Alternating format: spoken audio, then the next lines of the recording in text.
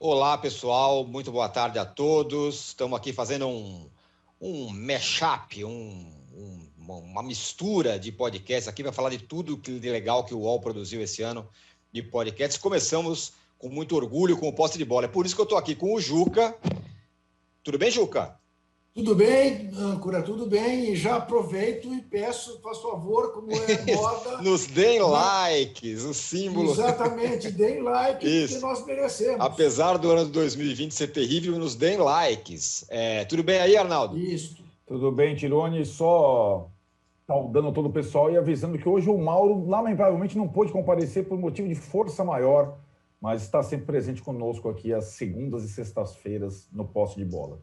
Bom, e eu estou aqui com alguém muito especial, porque se teve um podcast que bombou, e não estou falando do Posse de Bola, que realmente é muito legal, então, se teve um outro podcast que também bombou e muitos bombaram, esse podcast foi o podcast do Futebol Bandido, que foi um enorme sucesso do UOL. Não à toa, eu estou aqui com o Adriano Wilson, repórter do UOL, que participou da produção desse podcast, participou também desde o começo e participou da produção do episódio sobre o caso Daniel, vencedor do Grande Prêmio UOL desse ano. Tudo bem, Adriano? Parabéns, viu? Tudo bem, Tirone, obrigado aí pelo convite. Boa tarde a todos. O podcast Futebol Bandido é um podcast que até agora tem 2 temporadas, né? A primeira temporada foi apresentada e conduzida pelo Juca, com a parceria do Rodrigo Matos e Jamil Chad. Eles falaram sobre vários escândalos de corrupção aí no futebol brasileiro e no futebol mundial, né, no esporte em geral. E na segunda temporada, eu e a minha colega Carla Torralba, também repórter do UOL, a gente resolveu contar um outro caso que envolve também o futebol e o crime, né? Em 2018, o jogador Daniel Corrêa, que tinha contrato com o São Paulo, ele jogava no São Bento de Sorocaba, a Série B do Brasileiro, e foi participar de uma festa de aniversário lá em Curitiba, aniversário de uma garota que ele tinha conhecido quando ele jogou lá no Curitiba. Durante essa festa, ele acabou sendo assassinado. O corpo dele foi encontrado no dia seguinte, numa situação terrível. E desde esse dia, eu, a Carla e outros colegas do UOL entramos de cabeça nessa cobertura, produzimos várias matérias, várias reportagens sobre esse caso, né, sobre o crime, sobre os desdobramentos dele. E esse ano a gente resolveu fazer um podcast, né, fazer a segunda temporada do podcast Futebol Bandido focado nesse caso. Então a gente teve acesso a todo o processo, todo o inquérito, todo o processo judicial desse caso. Tivemos acesso, além disso, a gravações dos envolvidos que deram depoimentos à polícia e depois à justiça. E essas gravações, essas audiências são a espinha dorsal do nosso podcast, né? A gente, através dessas gravações, a gente contou toda a história desse caso, todos os desdobramentos deles, e nesse podcast a gente também tenta fazer algumas reflexões sobre o que esse caso conta um pouco sobre a nossa sociedade, né? Sobre o lamentável estado de violência que a gente vive, sobre algumas questões que estão envolvidas nesse crime, questão de gênero, questão de sexualidade, como a justiça trata esses casos que têm grande repercussão na imprensa. Então, é um podcast, é uma temporada de 6 episódios, que, como a primeira temporada também está disponível no Spotify, no Apple Podcast, no YouTube e no UOL. Então, convido aí todos os ouvintes do Posse de Bola a também ouvirem o podcast Futebol Bandido. A segunda temporada trata do caso Daniel, e fiquei muito feliz de ser, da equipe ser eleita, ser agraciada com esse prêmio, né? O grande prêmio UOL, como melhor conteúdo publicado pelo site em 2020. Realmente é legal. A primeira temporada, o primeiro episódio, que tem vários capítulos, que é a parte que o Juca participa, que o Jamil Chard e o Rodrigo também participam, é muito legal, que é outro tipo de crime. E aí tem a outra parte que você está me falando, que é do caso do Daniel. Ou seja, crimes de todas as esferas, né? Crime de colarinho branco, crime de verdade. Agora, uma curiosidade minha, foi um ano de pandemia, terrível para todo mundo. Quais foram os problemas e os obstáculos que você teve que passar para construir um podcast, fazer uma apuração no meio de uma pandemia, sem poder sair, sem poder andar na rua, contrariando a máxima do jornalismo que fala: repórter tem que gastar sola de sapato. Como vocês conseguiram fazer tudo isso num ano tão estranho como esse? A gente teve a sorte, né, que boa parte da apuração para o podcast foi feita antes da pandemia. E como eu falei, a gente está cobrindo esse caso já desde 2018. Então, as fontes foram construídas desde 2018. O processo, a gente teve acesso a ele antes. A gente construiu muita coisa antes da pandemia. Obviamente, quando a gente sentou para escrever o roteiro e para gravar, a gente teve acesso, a princípio, ao estúdio do UOL. Só que logo depois chegaram as medidas de restrição, né? A gente deixou de ir para a empresa, começamos a fazer tudo em casa. Então, foi uma dificuldade realmente técnica mesmo, né? Primeiro porque foi a nossa primeira experiência produzindo um conteúdo em áudio, né? Fazendo um podcast.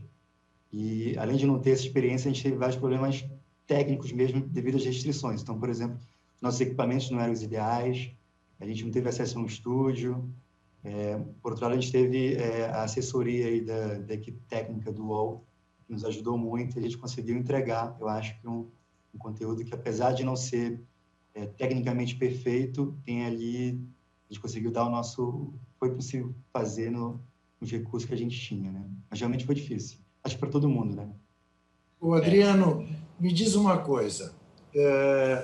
A gente sabe que em momentos de carência, em momentos de aperto, se faz fundamental ser criativo. É sabido, por exemplo, que no período da ditadura no Brasil, produziu-se, em matéria de música, de literatura, de teatro, peças absolutamente inesquecíveis que marcaram a história do país, exatamente tentando furar a censura, furar a arbitrariedade e denunciar a violência. Neste momento de pandemia, isto de novo se coloca por outras razões. E acho que o podcast que você comandou é a demonstração disso. Você também acha que mais importante até num momento como esse do que a forma é o conteúdo? Com certeza, assim, para quem está começando, né, eu sou um iniciante nesse mundo do podcast, não tenho a experiência que vocês têm, que muita gente tem. No começo eu tive bastante dificuldade por conta dessas questões técnicas, né? E eu me cobrava muito, eu e a Carla e toda a equipe, a gente se cobrava muito para entregar um produto de extrema qualidade. Às vezes não era possível, mas no fundo a gente queria entregar, né? A gente não podia esperar ter a situação ideal para ter o produto perfeito. A gente feito é melhor do que perfeito, né? Então chegou um momento que a gente resolveu admitir, bom, que a gente tenha isso, o equipamento que a gente tem é esse, as condições que a gente tem são essas, vamos fazer do jeito que dá e entregar o melhor possível. E felizmente a gente conseguiu, né? Acho que o retorno do público mostra que esse podcast agradou muita gente. Então, por exemplo, a gente teve no mês passado a notícia de que a segunda temporada ficou na lista de melhores podcasts do ano, tanto do Spotify quanto do Apple Podcasts. Então, isso é um sinal, sem contar os comentários e os números que a gente já tinha através da plataforma do UOL, né? Então, isso mostra para a gente que realmente o trabalho foi bem feito e o público gostou, apesar das limitações, né, que a gente teve. Muito legal, viu, Adriano? Parabéns, é muito legal mesmo. E o Carlos Malaguti, que está aqui no chat, está falando: eu fiquei impressionado com a série Futebol Bandido. Um olhar muito apurado sobre a misoginia presente no caso do Daniel. Parabéns. Eu também dou meus parabéns, achei muito legal e recomendo a todo mundo aí que quem ainda por um acaso não ouviu, que ouça, porque é muito legal. Todos os episódios, toda a série do Futebol Bandido, como eu falei, desde dos primeiros episódios ali, que falava da crimes de colarinho branco, Ricardo Teixeira, CBF, FIFA, e passando por outras coisas e chegando ao caso do Daniel, que é realmente muito impactante e muito legal. Queria te dar os parabéns e agradecer você de estar aqui para falar do seu podcast, que eu recomendo demais. Viu, Adriano? Obrigado, Tirone. Bom, agradeço o convite. Agora eu vou ficar aqui assistindo vocês. E sou fã aí do trabalho de todo mundo e adoro também, como ouvinte assíduo de podcast, adoro também o Posse de Bola. Valeu, gente. Valeu, Adriano. Obrigado.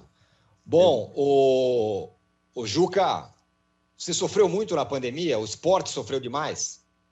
em 2020? Ah, sem dúvida. Sem dúvida, né, Tironi? Estou vendo o nosso Zé Trajano ali. Opa, que bom. Entrará que bela já companhia. já. Que bela companhia. Tudo bem, não tem Mauro César, mas tem Zé Trajano. Olha só, que time, hein? A DEG informa. Sai Mauro César, entra José Trajano. Apenas José Trajano. É um guru de todos nós. Olha aqui. É claro, no começo, então, deu crise de abstinência, né? Quando não havia futebol para você ver. E eu diria que a nossa sorte foi que 2020 é um ano repleto de efemérides, né? A efeméride da fundação do Maracanã, a efeméride do título de 70, né? Os 50 anos da Copa de 50, os 80 anos do Rei Pelé, os 60 anos de Diego Maradona, infelizmente também marca esse ano de maneira trágica. Mas aí tivemos a volta do futebol. E aí aquela coisa ambígua, né, âncora? Ambígua porque, evidentemente, a volta do futebol, principalmente no Brasil, foi feita de maneira assodada, haja vista o que nós estamos presenciando, né? De quantos times têm sido prejudicados pela Covid-19, a ponto de eu chamar o campeonato o Brasileirão de Covidão 20, né? Porque tem sido um elemento absolutamente decisivo no desempenho, né, dos times. A gente esperava um Flamengo avassalador, hegemônico, e a Covid-19 impediu. O Atlético Mineiro surgiu como grande favorito, a Covid-19 interveio, né? Palmeiras também sofreu e sofre uma barbaridade com isso. E exatamente o clube, o time, que conseguiram, de alguma maneira até agora, passar imunes à pandemia, como o São Paulo, lidera o campeonato, né? Da maneira como o São Paulo lidera. O único mal que atingiu o São Paulo em matéria de doença em 2020 foi a itaquerofobia, né? Que é um problema que o São Paulo, mais cedo ou mais tarde, terá de resolver. Agora, há um dado, né, de realidade que eu acho que nós ainda precisaremos pesquisar e dificilmente teremos adesão dos médicos dos clubes de futebol, que é o efeito pós o atleta ter tido a Covid-19. De que forma isso interfere no desempenho físico desses jogadores que, atletas, mal ou bem, tiveram o seu pulmão comprometido pela Covid-19. E que sequelas isso deixa no desempenho de jogadores que voltaram a atuar.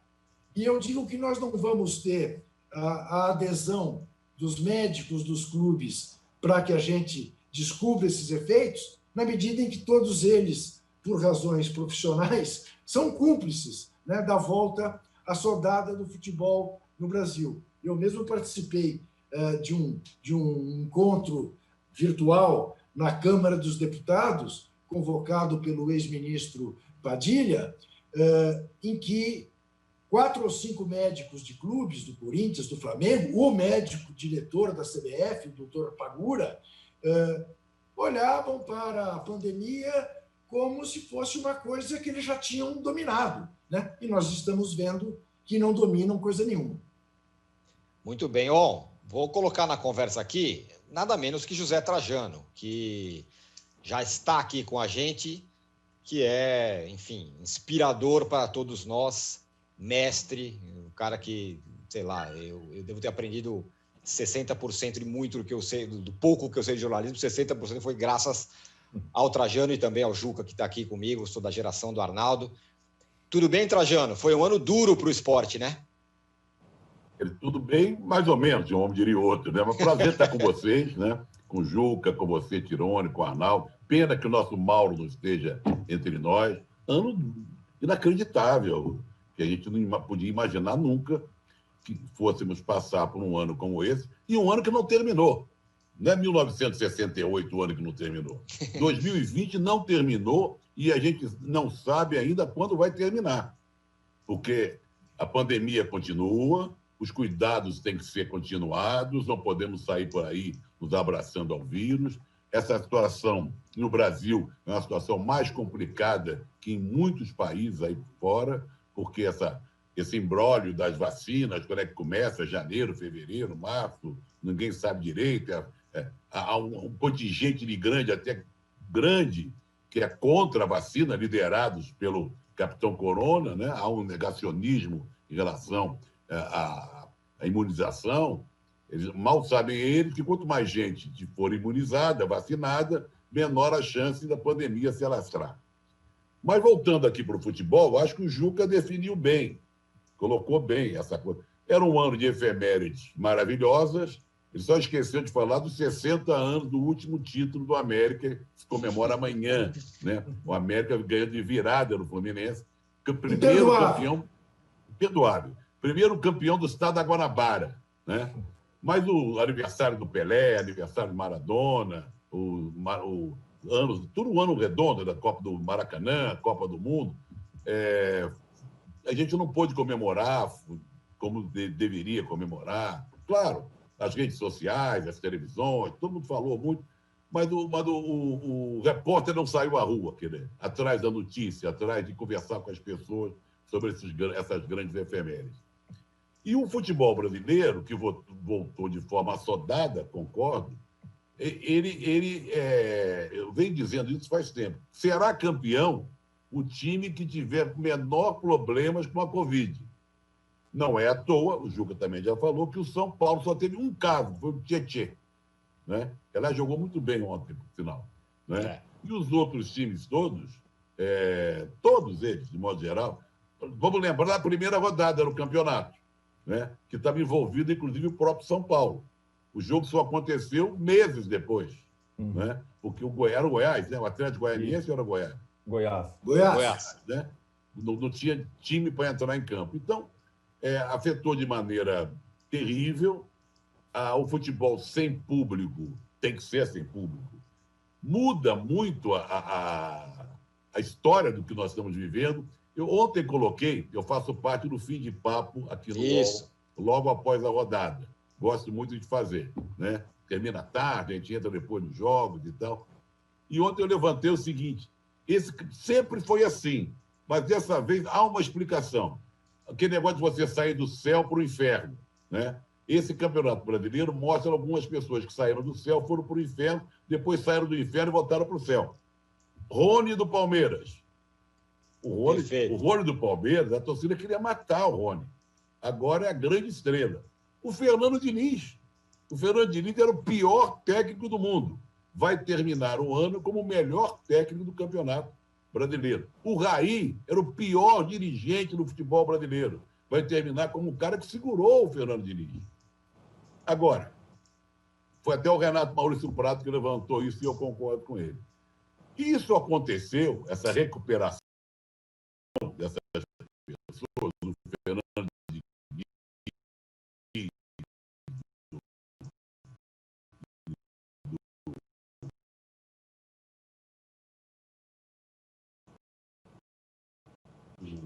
do Rony, principalmente, é porque não há público nos estádios. Isso mesmo.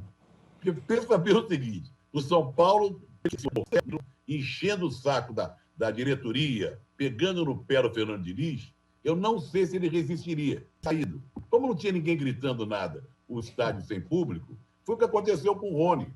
O cara xingava o Rony em casa, vendo pela televisão, chutava o sofá, o cachorro, não sei o que e tal, dava uma cotovelada de alguém que estivesse do lado.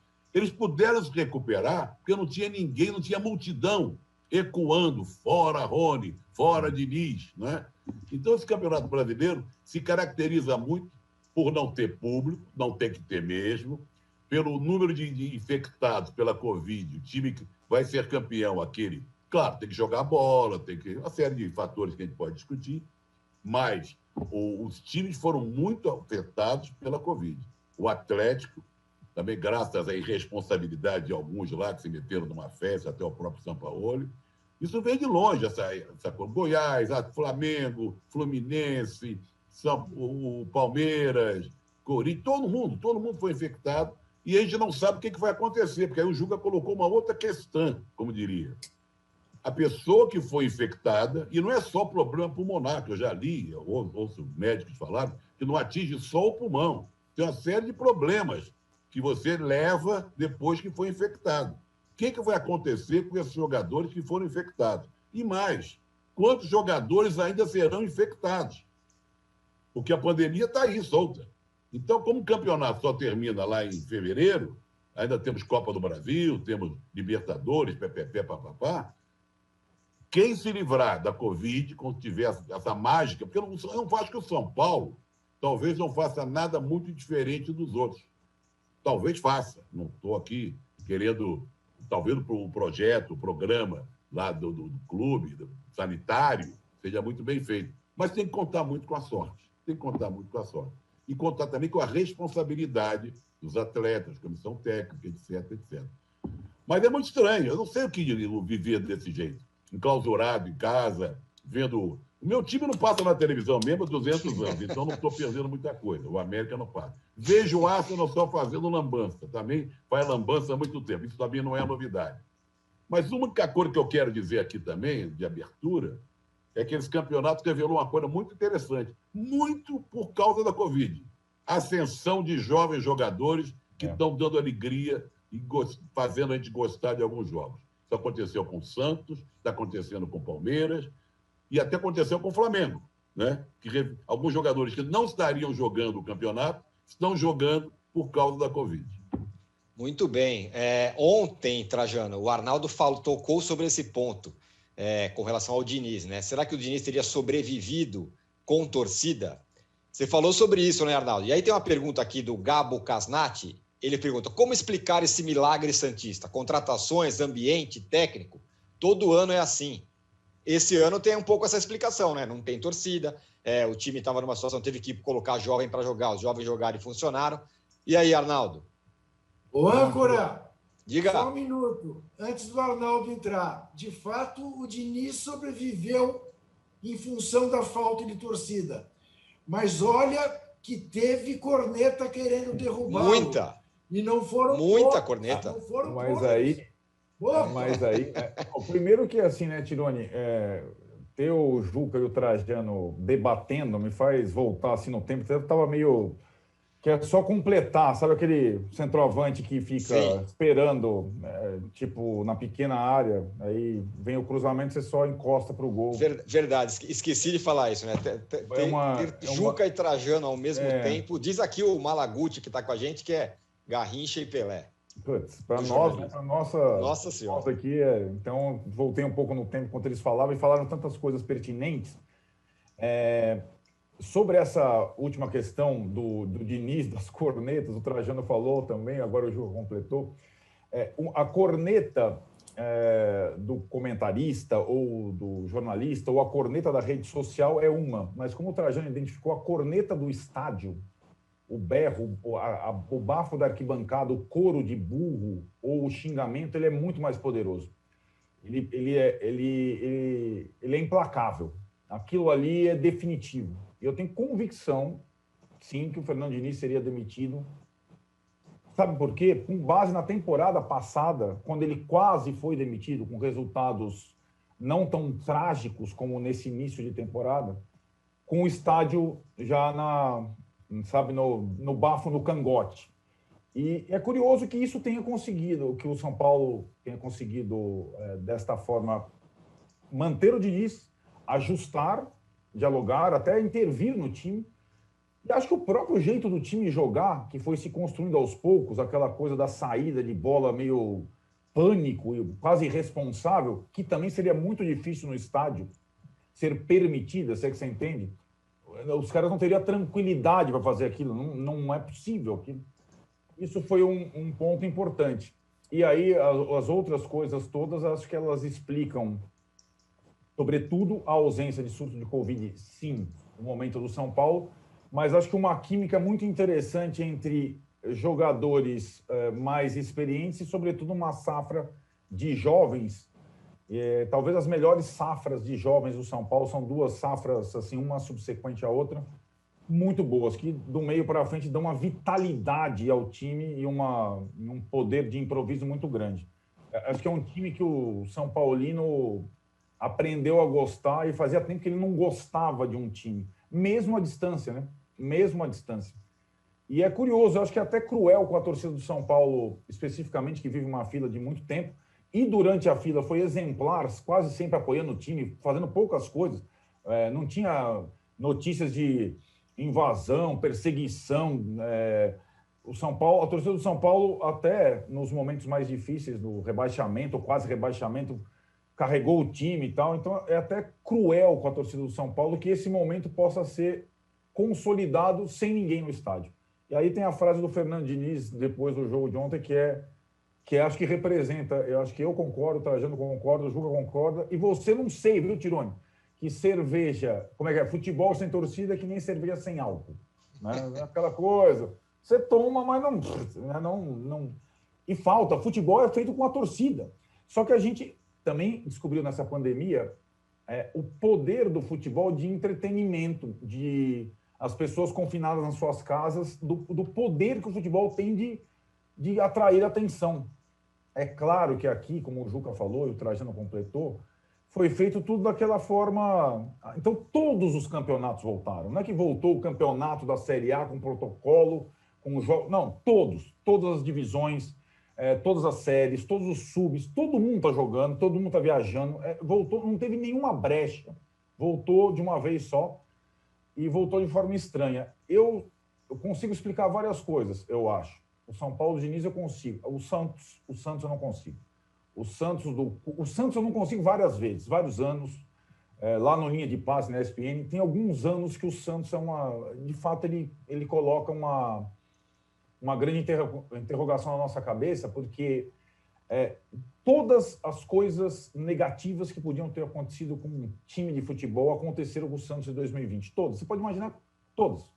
Um descalabro político no comando, presidente impeachment, eleição tumultuada, falta de pagamento, jogadores entrando na justiça, técnico português que vem durante a pandemia demitido, volta o Cuca numa incógnita, porque o Cuca não tinha conseguido completar nenhum trabalho por questões de saúde e por falta de envolvimento e de tesão com o futebol. E aí surto de Covid, os principais... Começa a acontecer de tudo, a ponto de, nessa semana do confronto com o Grêmio, confronto doméstico de Libertadores, ter, na partida da ida, o desfalque do Soteldo em cima da hora, com Covid, e do primeiro jogo para o segundo, 1.000 outros desfalques por Covid, suspensão, lesão, e o Santos faz a partida que fez contra o Grêmio na Vila Belmiro. Pensa bem, uma partida... Eu acho que a partida, não sei se vocês concordam, as partidas, Santos e Grêmio na Vila Belmiro e São Paulo e Atlético no Morumbi, não deixam a desejar a nada do que a gente está assistindo no futebol europeu. E olha que a gente teve um Liverpool e Tottenham, são raros esses momentos, mas eles aconteceram no Brasil na quarta-feira. Teve Liverpool e Tottenham à tarde. Normalmente a gente via aquele jogo, né, na Inglaterra e à noite ficava deprimido. Não foi assim. Teve uma sequência ontem de futebol que foi impressionante. E o destaque maior foi o Santos. Impressionante. Inexplicável, na minha opinião. Sem dúvida. Ô, Juca... Aliás, Arnaldo, tem uma coisa que eu queria acrescentar. Aliás, duas. Uma, eu temo, Zé Trajano, que essa experiência do futebol sem torcida seja tudo aquilo que, por exemplo, o ministro Alexandre de Moraes sonha, que é a paz dos cemitérios. Né? É chupar bala com papel ou cerveja sem álcool. Né? Porque ele já foi responsável aqui em São Paulo por não termos mais 2 torcidas em clássicos. E lembro, Arnaldo, o seguinte, não estou dizendo que vai terminar assim, mas o fato objetivo é que, nesse momento, na Alemanha, o líder é o Bayer Leverkusen, não é o Bayern Munique. Na Espanha, não é nem Barcelona, nem Real, é o Atlético. Na Itália, não é a Juve, é o Milan. Na França não é o PSG, é o Lille. Só na Inglaterra. E ontem o Liverpool assumiu a liderança. Quer dizer, não é possível que a pandemia não tenha alguma coisa a ver com isso. Certamente tem. Queria emendar com você, Juca, e depois eu quero fazer uma outra pergunta para o Trajano. A gente conversou um pouquinho outro dia sobre questões de outros esportes com o Trajano, e eu já vou falar com ele. Mas eu queria saber de você se essa história que o Arnaldo falou, de agora você vê um jogo na Inglaterra que é bom, mas você vê um jogo aqui que é bom também. Isso foi a pandemia que deixou as coisas muito mais equilibradas, porque agora todo mundo treina menos, agora é uma situação totalmente estranha, extrema. Eu acho, e aí eu faço coro ao que disse o Zé Trajano, eu acho que o que tem feito bons jogos no Brasil é uma molecada que chegou, são o Gabriel Sara, é o Patrick de Paula, é o Gabriel Veron, enfim, o Caio Jorge. É o fato de que também a pandemia evitou que você saísse contratando jogadores em fim de carreira no exterior e a molecada começasse a dar conta do recado no Brasil. Eu acho que esse efeito dessa renovação que se deu e a oportunidade da garotada jogar sem a pressão de torcida fez aquilo que a gente sabe. O jogador de futebol brasileiro é talentosíssimo, né? Nunca deixou de ser, mas ficava pouco. Então, acho que esse é o efeito, né? E isso tem feito, concordo com o Arnaldo, tem trazido jogos de muita qualidade no futebol brasileiro. Agora, o âncora, se eu fosse você, tomava cuidado, porque a Juliana já piscou ali rapidamente e hoje não pode atrasar, tem que entregar que tem mais gente na fila. Verdade, vou entregar, mas eu quero saber do Trajano, porque outro dia, Trajano, lembra, eu troquei uma mensagem com você sobre a questão do Ibirapuera, que ia ter um abraço no Ibirapuera, aí você me mandou um vídeo que você já tinha feito sugerindo um abraço ao Ibirapuera. A minha pergunta é, Trajano, para a gente encaminhar aqui, a gente falou muito do futebol na pandemia, mas os outros esportes sofreram muito mais, não teve nem Olimpíada, né? Muito. Aliás, saiu uma notícia agora que a Rússia foi banida dos Jogos de Tóquio. Exatamente. Acaba de ser banida, né? Pelo doping, né? Os outros esportes sempre sofreram muito. Sempre foram, né, irmãos pobres do futebol, falando de Brasil. E no resto do mundo, não. Quer dizer, a NBA conseguiu se organizar de um jeito exemplar, né? Pôde levar todas as equipes lá para o complexo da Disney, não sei o quê, mesmo sem plateia, conseguiu fazer um campeonato muito legal. Mas os outros esportes, que não precisam muitas vezes de torcida, porque o número de pessoas que vai ver um jogo de handebol aqui no Brasil é muito pequeno, vai a mãe, o pai, a namorada, o vizinho e tal só, ou então a equipe que vai fazer o jogo de fundo ou fez o jogo preliminar, sofreram muito. Agora, e a Olimpíada, que é o grande momento desses esportes, os esportes olímpicos, foi deslocada, nunca aconteceu. Eu acho que aconteceu 2 vezes isso, se não me engano, na história. Deslocada de um ano para o outro ano. Há uma grande expectativa para ver como é que isso vai acontecer. O Japão que vai liberar, pode entrar turista, torcida, não sei o que e tal, mas eu fico me perguntando a preparação desses atletas.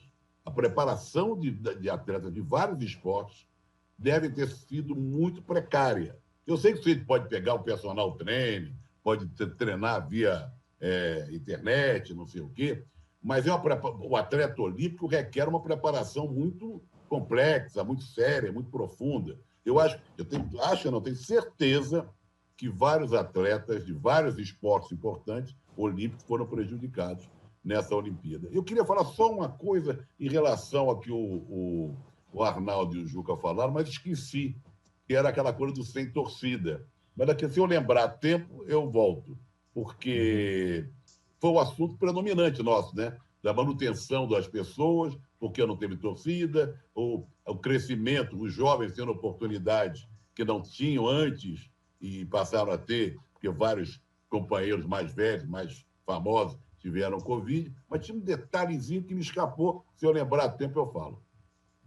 Trajano, gostaria muito que você lembrasse que eu preciso entregar aqui às 2 horas, mas eu tenho certeza Então que você vai falar isso. Não lembro, faço questão de não lembrar para dar uma atrapalhada. Mas o Trajano vai falar sobre essa lembrança ou no canal dele ou aqui no Fim de Papo, depois das rodadas, que o Trajano participa sempre, brilhantemente, como sempre. Eu queria agradecer.